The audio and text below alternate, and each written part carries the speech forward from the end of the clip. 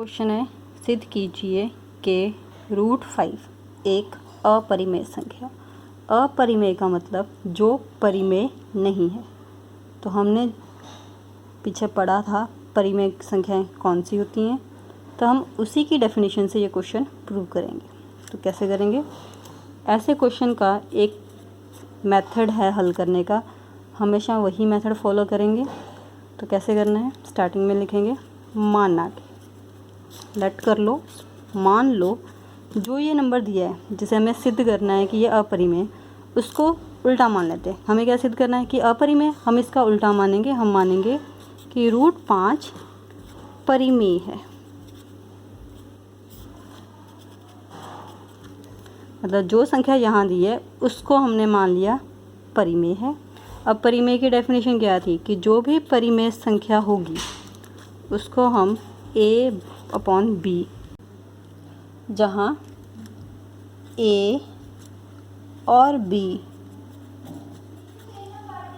पूर्णांक हैं, साथ ही एक चीज़ और है, वो है कि HCF a और b का अगर निकाले तो हमेशा 1 आएगा। ठीक है, इसका मतलब है a और b का साझा या उपनिष्ठ गुणनखंड एकमात्र एक ही संख्या, वो क्या है? 1। 1 के अलावा और कोई नंबर ऐसा नहीं है जो दोनों को भाग कर रहा है। ठीक है, अब हम क्या करेंगे नेक्स्ट स्टेप में, ये b को इधर क्रॉस मल्टीप्लाई कर देंगे। तो ये क्या बना? b √5 a को पहले लिख लेते हैं, ये कुछ ऐसा बना, b हम पीछे लिखते हैं, इसको नंबर दे दो 1। ठीक है, अब ये रूट है, इसको हटाने का सिर्फ एक ही तरीका होता है। क्या करेंगे? दोनों तरफ वर्ग लें। वर्ग लेने से क्या होगा? इधर वर्ग लिया तो a का वर्ग, इधर भी वर्ग ले लो। अब वर्ग लेने से ये बना a का स्क्वायर और ये बना 5। √5 का वर्ग लेने से ये रूट हट जाएगा, यहाँ बना b का स्क्वायर। तो इसको हम लिख सकते हैं इस नंबर 2। इस लाइन का मतलब क्या है? इस लाइन का मतलब है a² जो है वो 5 गुना b² है। तो इसको हम कह सकते हैं, या इसका यह मतलब निकाल सकते हैं, निकलेगा 5 जो है वो a² को विभाजित करता है।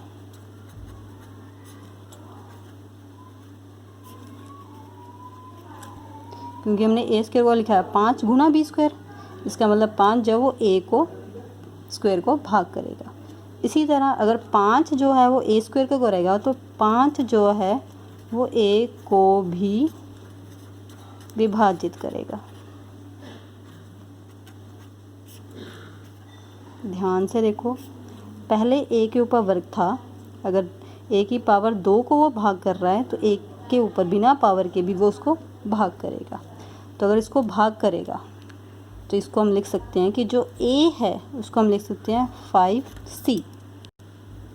इसे आप इस तरह से समझ सकते हैं, मैंने कहा 5 जो a² को भाग करता है, तो इसका मतलब है कि अगर a² बीच में रखें तो 5 यहाँ भाग करें, तो भाग करने के बाद यहाँ हल क्या आएगा? नीचे 0।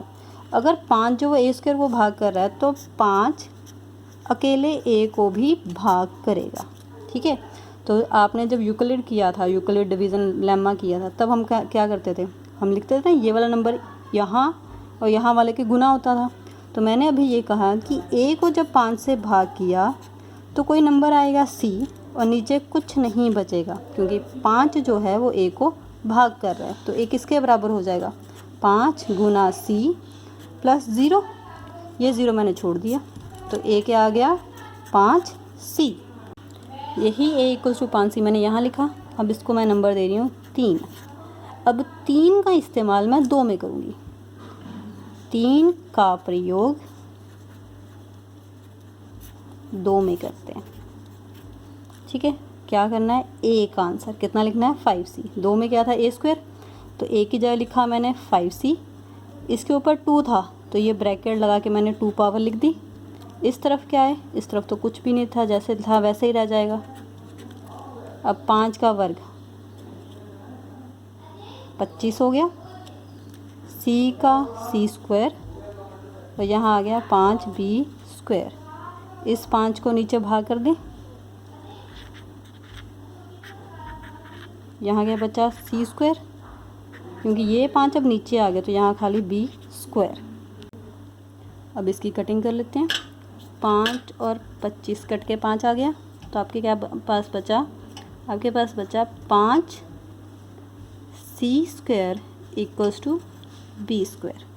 ठीक है, अब इसको थोड़ा सेट करके लिखते हैं। इसको सेट करके लिखेंगे तो हम कुछ ऐसे लिख सकते हैं, b स्क्वायर इस तरफ आ गया 5c स्क्वायर। अब 2 लाइंस देखो, एक ये वाली और ये वाली। यहाँ देखो क्या लिखा है, यहाँ लिखा है a square is equal to 5b square, b square 5c square, मतलब इस तरफ वाला नंबर अकेला और इधर वाले नंबर के साथ 5, इधर में 5।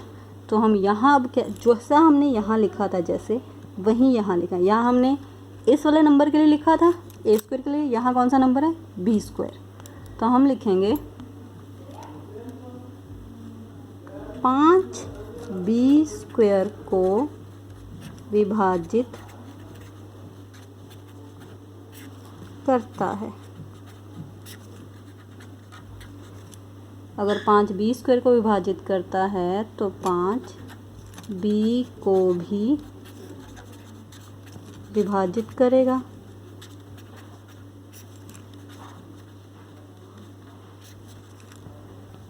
अब आपने 2 बातें कर ली। आपने कहा 5a को विभाजित करता है, 5b को विभाजित करता है, अतः 5 जो है वो a और b दोनों को भाग कर रहा है। 5 a और b दोनों को विभाजित करता है।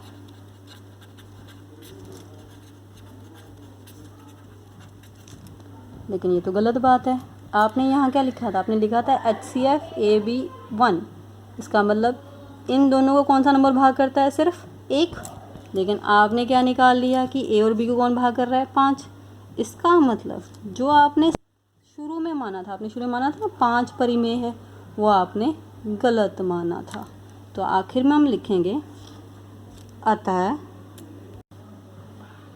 जो आपने माना था स्टार्टिंग में वो गलत है। तो आप लास्ट में यहाँ लिखोगे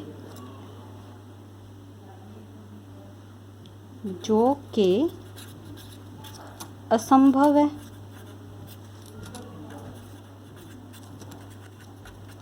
क्यों असंभव है, क्योंकि आपने कहा था कि इनको भाग करने वाली संख्या कौन सी है, सिर्फ 1, और आपने निकाल ली 5 निकली। क्योंकि कब निकली, आपने यहाँ माना था कि ये परिमेय है, तो इसका मतलब वो परिमेय नहीं है। आखिर में आप लिखोगे √5 अपरिमेय है।